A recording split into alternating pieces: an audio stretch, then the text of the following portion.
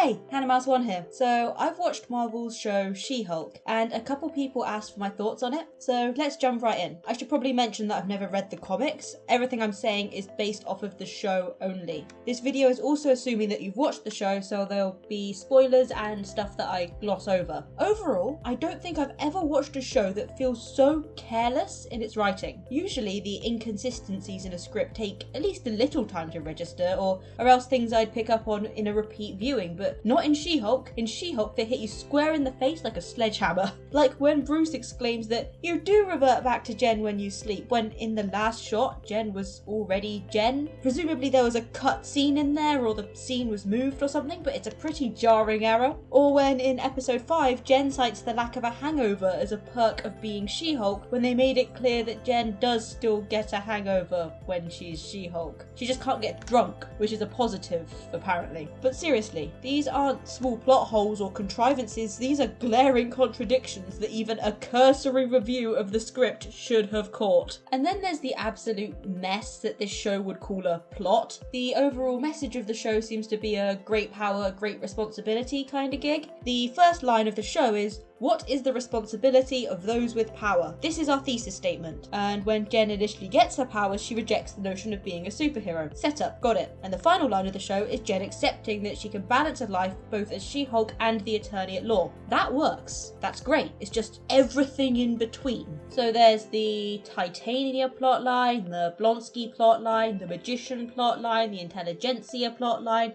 the Taylor plotline, Jen's dating life, the thing with Megan Thee Stallion, the wedding tangent, the Mr. Immortal thing, and the fourth wall breaking that culminates into a mess of a final episode. We get snippets from each plotline across the series, and some of it overlaps, but there's just too much going on to really focus on or invest in anything. Take Titania, for instance. I'd argue that she's the main antagonist of the series, or at least I felt way more invested into her than I did into anyone from Intelligentsia, but she's hardly involved in the finale at all. She rocks up for a fraction of the fight scene and then is just there to watch justice be served at the end. So what's the point in building her up so much if she doesn't play a significant part in what the story builds up to? And that's not to say I dislike Titania. In fact, I find her character quite entertaining, one of the better parts of the series. It's just that it didn't really go anywhere. Sure, she's humiliated at the wedding, but that should, based on her character, make her even more vengeful towards Jen. Or the Megan Thee Stallion plotline. You could cut out the entire thing and nothing would change. Jen thought that Bukowski was a moron before the case and still thought that he was a moron after. You could argue that it kinda built Pug's character, but he's only a side character. Do we really need to invest half an episode just into him? Was this plotline really just for a celebrity cameo? Because if, like me, you haven't even heard of Megan Thee Stallion, it feels like a complete waste of time. But let's talk about the meta-narrative, because if there's one thing that I really dislike about this series, it's the meta-narrative. So throughout the series, Jen delivers some of the most forced fourth wall breaks that I have ever seen. And then, in the finale, Jen breaks out of the show to confront the writers about the direction that the show went in, but they reveal that they are subservient to the corporate machine Kevin.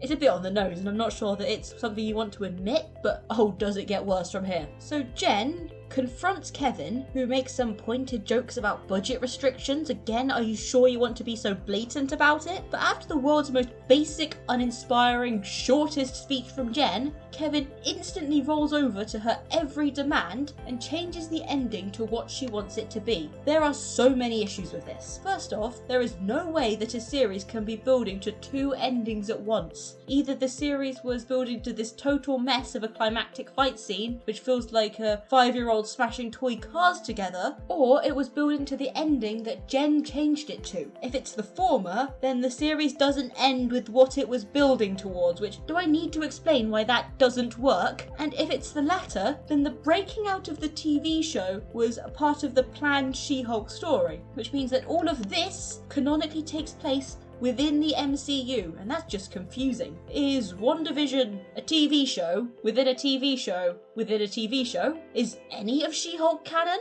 I mean, they basically admit that they throw all of their build-up out of the window and do whatever they please. And what does that say about the show? That it doesn't matter whether the characters are insufferable, that it doesn't matter if there are inconsistencies, that it doesn't matter if Daredevil feels completely detached from the Netflix version of himself, because it's just a TV show and the writers can do what they want. None of it matters because it's all churned out by the corporate machine. By this logic, does anything in the MCU matter? It's the same machine, the same soulless corporation behind it all. Did this moment matter? Did this? Or this? Was the excitement, the unity, the hype, was it all built on nothing? Because in that case, I have to ask, writers, to put this in terms that you'll understand, why do you think that the customers should pay any money if it's all nothing? Or was all of this just you being so scared of being forgotten that you had to put yourselves on screen? Was it more important to the writers that they be remembered for a train wreck than forgotten while their work lives on? But the worst part of the ending is that it doesn't even do the most important thing, and that's adequately resolve Jen's character in terms of the message of the show. The message of the story is that those with power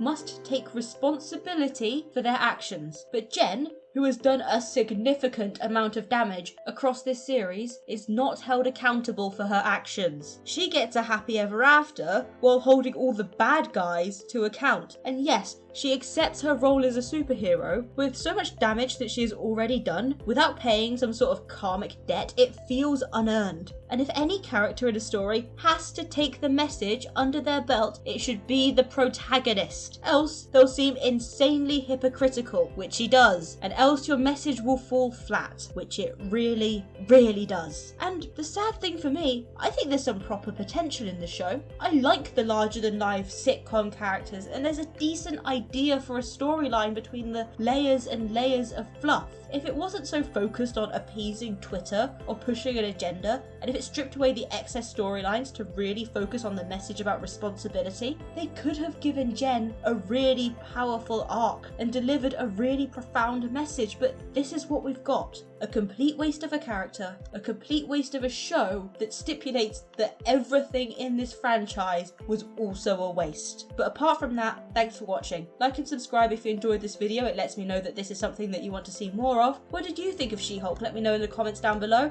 and I'll see you next week with another video. Bye!